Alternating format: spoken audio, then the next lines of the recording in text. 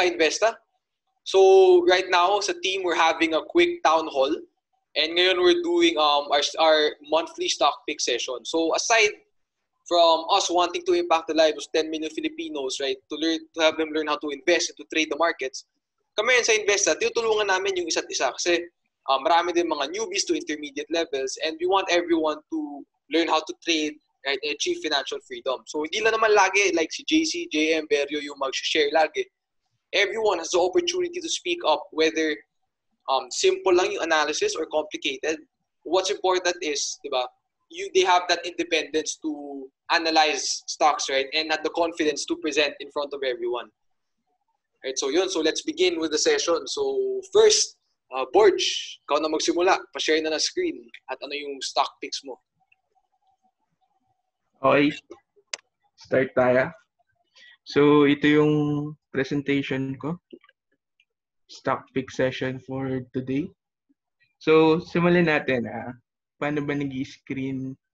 Paano ba naghahanap ng stocks? So madami akong way to screen stocks. Pwedeng sa mga kaibigan ko na trader or sa newsfeed na Investa, tingnan ko yung mga chart na tingin ko maganda yung pagkakagawa.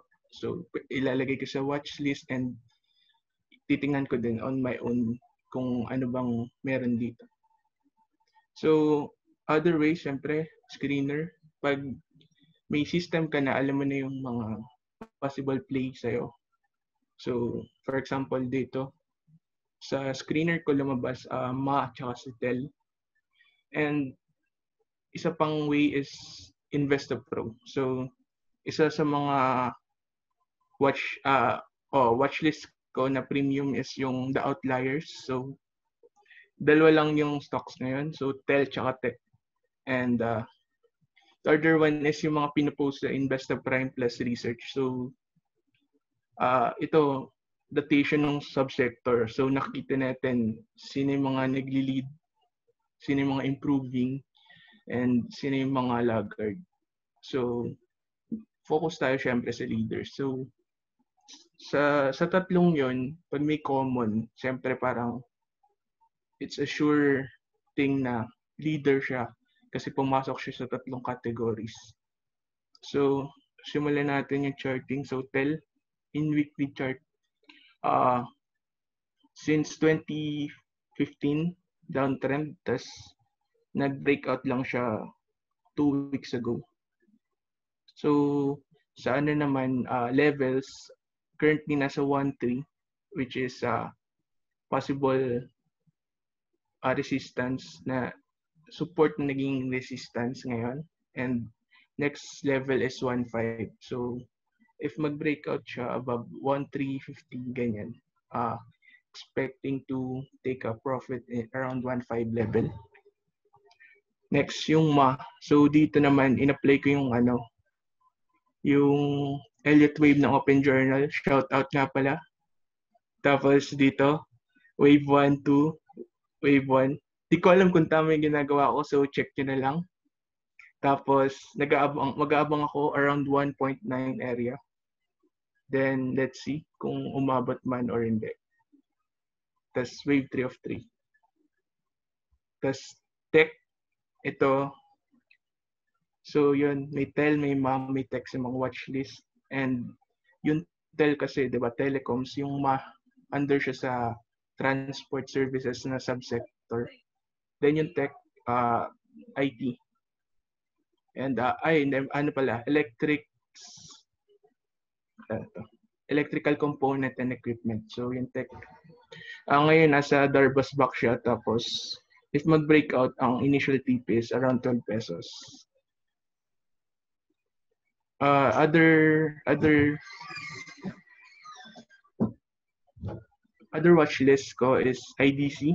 Ito ngayon gumagawa ng Bebemon ni Spyfrat. Shout out Spyfrat. Tapos if nag-break to above 2 point, if nag-close above 2.35, maganda siyang buy, and ang next area niya is around 270.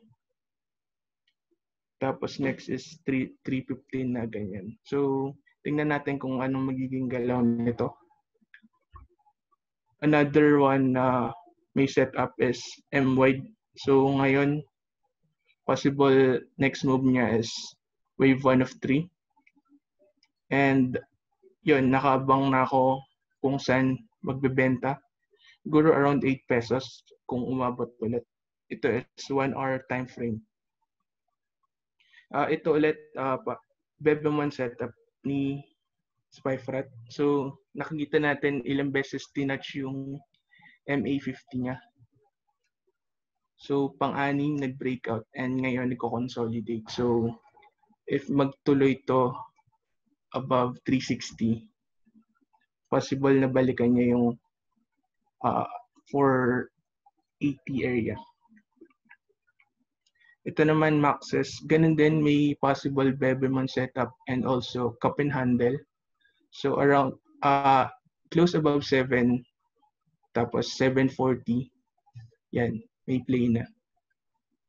That's all. So questions.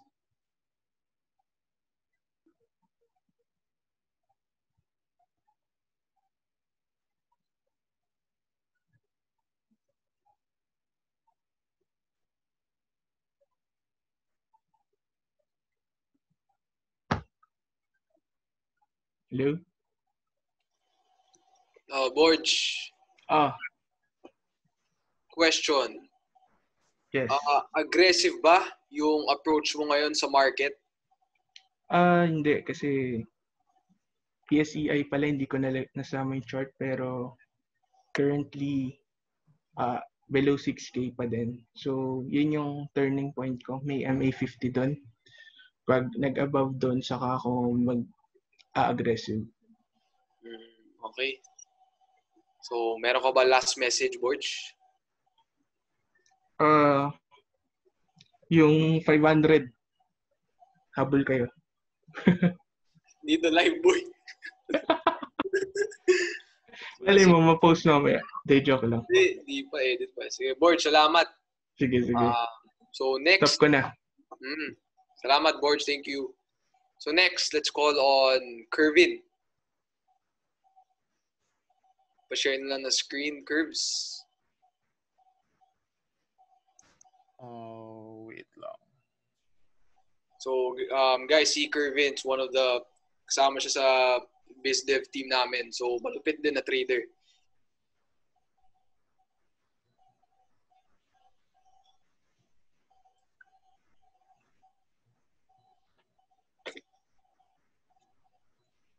Curve, pakilala ka muna. Introduce na mabilis bago mag-start.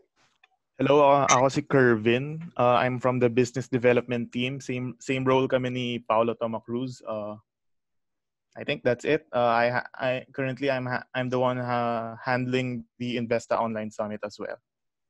And may mga bagong features kami, so abangan nyo real soon. So let's begin with the stock charting session. For my first stock, it's Mpi. So kung mapapansin natin sa daily, makita natin na it's nearing the 4-month resistance. And isa sa mga tinuro ni Spyfrat during one of our summit was the PET12 bearish divergence.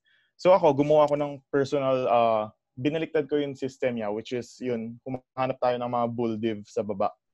So if makikita natin si Mpi, nag-form siya ng very obvious bullish divergence with 30 RSI setting here.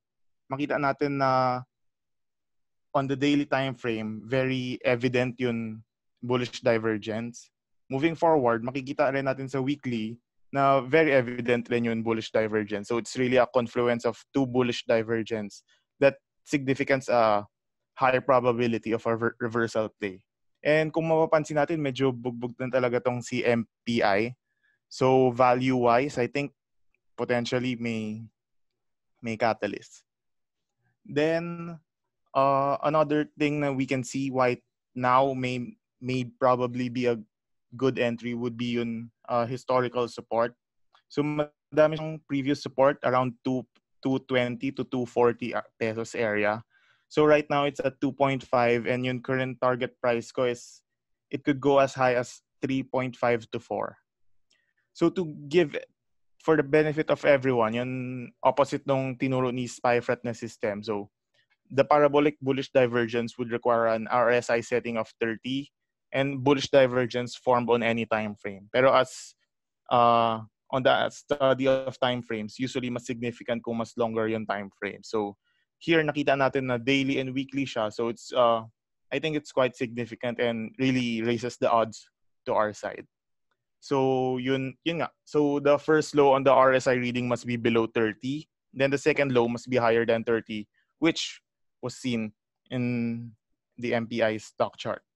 So MPI Trading Plan. So it's really quite simple. Crossover and entry parameters could be the crossover of M at 10 and 50. Yun itong settings is based on the study of Steve Burns. He found that the crossover of these two MAs usually result into a better ride of the trend. Then next is yung break of 2.69, which is the 4-month resistance line. And finally is yung break of the 6-month downtrend line, which is dito, kita siya sa weekly yung downtrend. So any of those triggers can be your entry. Ako personally, pumasok na ako at around 253 or 252, 251.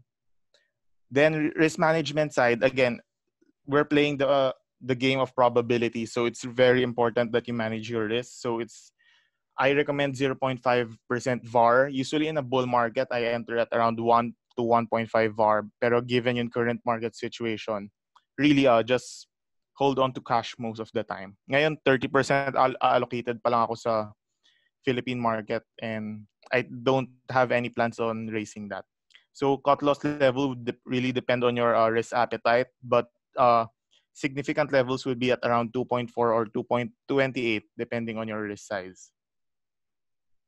Moving on with the next stock. Ito si Tel. On an Elliott perspective, at least, I think, based on my counting, tapos na tayo pasimulan na tayo ng bullish wave. Upper wave 1, 2, 3, 4, 5 kay Elliott. So, if we see the weekly chart of PLDT, makikita natin na there's a wedge. And after mag-shake out sa lower part ng wedge, it went shoot up kaagad. So ngayon the price is at around 1,300 and given yung movement niya, medyo mahirap talaga kasi konti lang yun. Yung consolidation period niya usually very quite short. So if you're planning to enter this stock, I recommend that you wait for a consolidation first and find the base, buy at support as your first tranche, and get your second tranche when the stock finally breaks out. Yung cut loss mo most probably would be the trend line that just broke. I think that's around 6 to 7%. But again, what's important is yung position size mo when entering this stock. And again, sa telecommunications industry, medyo malalakas sila. Globe, Ditto. So among these stocks, really I found Tel to be one of the potential players.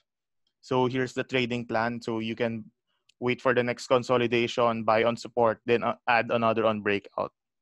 And again, don't forget to manage your position size and risk when trading this stock. Moving with the last stock, it's tech. So lately, see tech. Thank you Open Journal for teaching me the DCS system. So if nag-subscribe kayo, I'm very sure that you would know makikita nyo kung ano yung nakikita namin here at tech. So basically, nag-break siya ng trend line and there was a retest. So honestly, today, April 30, was a good day to enter the stock with minimal risk.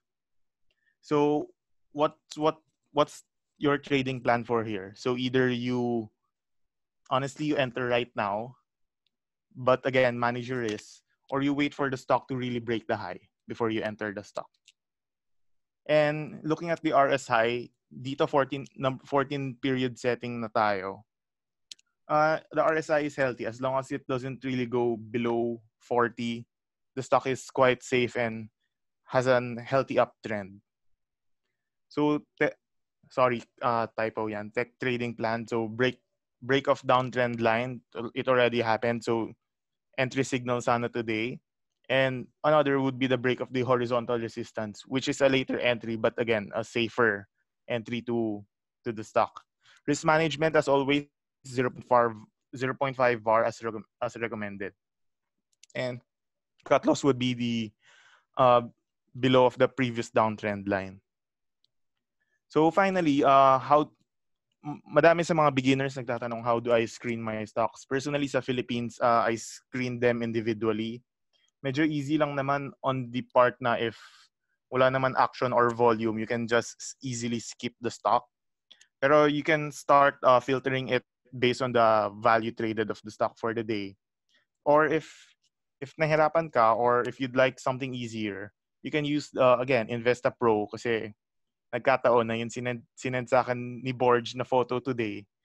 Sa stock pick session ko siya. So, nandito rin lang pala lahat. That's all from my end. Thank you.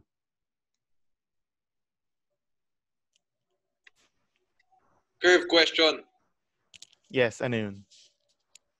How important is it to have a trading plan? At bakit kailangan to sundan and gawin religiously?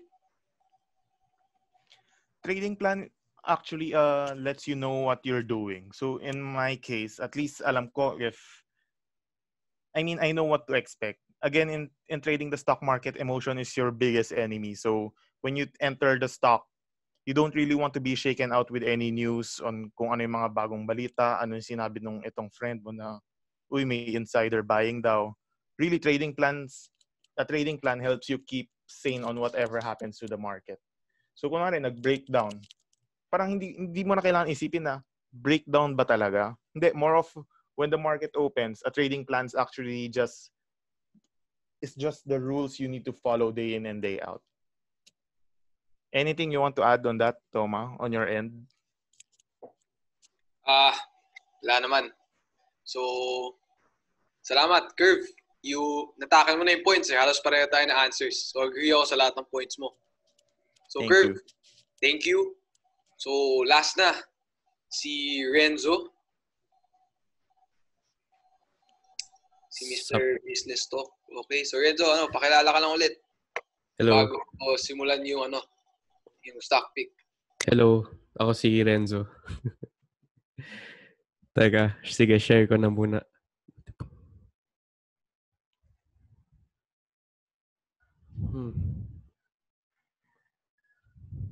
Teka lang Alright. Naka-share na ba? Sir? Yes. Okay. Sige, try ko quick lang. So, bago lahat, i-explain ko muna bago ko i-share yung mga stock picks ko, i-share ko lang yung experiences ko ngayon, tsaka kung anong klaseng trader ako ngayon para mas magets nyo yung perspective ng isang trader na katulad ko. Kasi hindi ako kasing expert nila Borji or nila Kervin or ni Toma. Pero ayun, sige, start. So, ano yung mga things that I am taking into consideration? So ngayon, we live in a world na sobrang daming uncertainty given na may coronavirus, may health pandemic tayo ngayon. Plus, marami akong naririnig or news na nababasa regarding US. So maraming uncertainties with that kasi maraming utang, maraming economic problems na pwedeng ma-experience. Plus, hindi gumaganda yung mga relations ng US sa China. So, hindi ako expert on government policies, economy, pero looking at the news, ito yung mga nakikita ko. And ayun, sabi ni Pentagon, may mga UFOs daw pala talaga. So basically, maraming uncertainty ngayon sa mundo ngayon. So, ang i-discuss ko bago yung stock picks is yung paano ko i-manage yung pera ko or yung portfolio management, which hindi masyadong nabibigyan pansin. So, ako personally, share ko lang, local markets, 20% allocated ako. Sa global markets naman, 30%. Tapos ano yung 50% ng funds ko? Cash siya. So for a trader, medyo nakagulat kasi 50% lang yung allocation ko sa markets. So bakit ganun? Bakit ako mainly sa cash nakalagay? So yung position ko naman sa cash, savings account siya, 4% per annum. Siyempre maliit siya, pero ako I'm being very defensive ngayon given our market conditions. Kaya 50% is nakakash ako ngayon. Pero as a trader, 'di ba, parang hindi ka ba nanghihinayang na parang aliit ng pera ng tinitrade mo. So sa global markets, ako personally gamit ko is eToro. So meron akong leverage na pwede kong i-2 times, 5 times, 10 times. So essentially, yung tinitrade ko sa global is parang nandun pa rin yung cash ko. So sana gets nyo. Kung gusto nyo mag-start ng eToro, check the link below. So ayun. So sa local, bago yung picks, ano yung mga recent trades ko before, during this ECQ, dalawa lang yung trades ko, which is mainly DMC, tapos Ayala. Sa DMC, dito ko nag-open ng position dito sa candle na to.